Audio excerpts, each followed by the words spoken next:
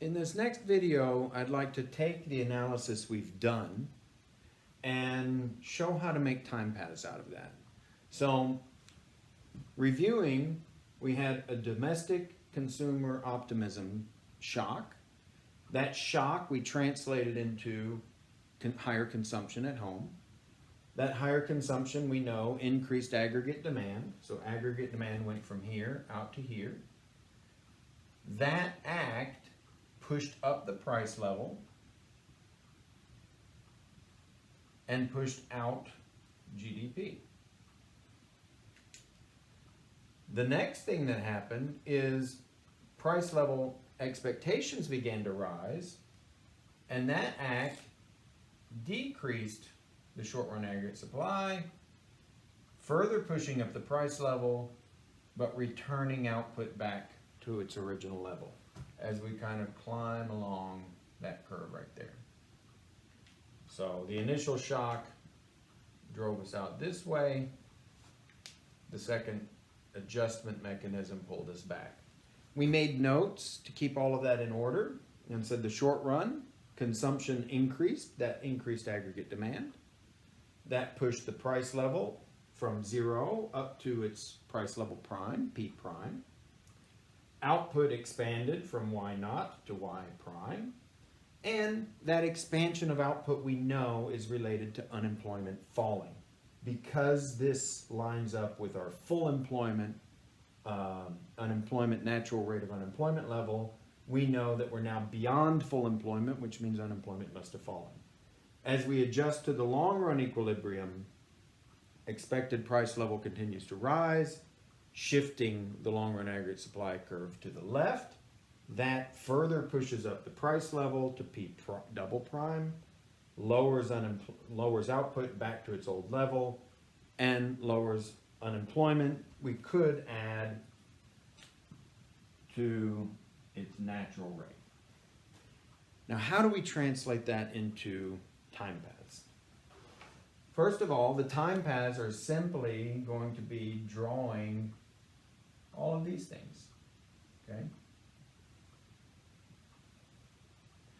So we need a graph for price level, output, and unemployment. Price level over time, output over time,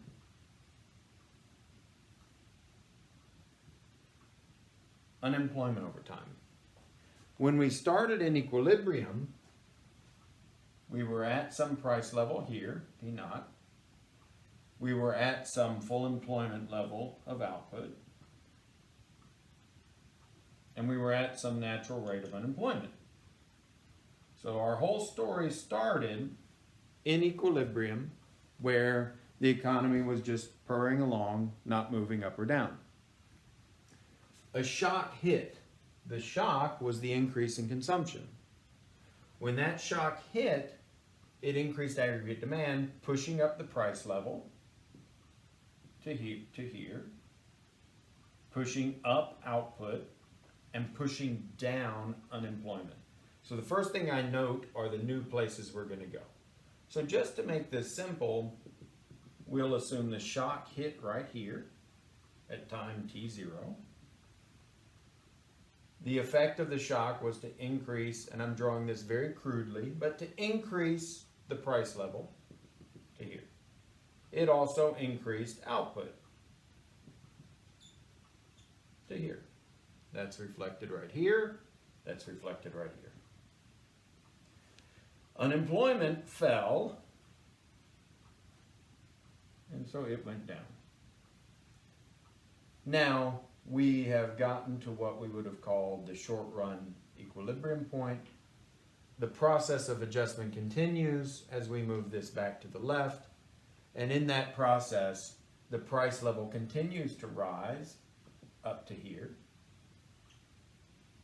And then we reach our new equilibrium. Likewise, output falls back to its old level. So we're going to come back here and then be back in equilibrium. And unemployment also returns to its old level. Those are what we would call the time paths. The reason we like to look at time paths, first of all you're doing is tracing out what you did. You're tracing out this increase in output and decline. There's your increase and your decline, your drop and your increase in unemployment, your price level rising over time. And those pictures begin to get us to a world where we can look at data. If you look at data for an economy, if you look in the newspaper, you don't see this graph. You don't see these notes. All you see is that in the United States, the price level looked like this. Okay? You see output did this. Okay?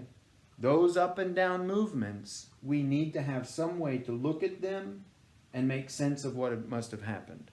So this is a first step. You take your data analysis and you convert it into time paths. Now you can see if those time paths look like pieces along here.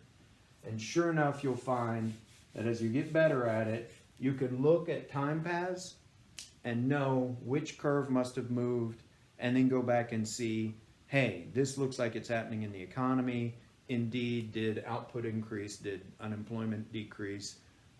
Was it related to a consumption boom, an investment boom, and so on? So that's step one, time paths.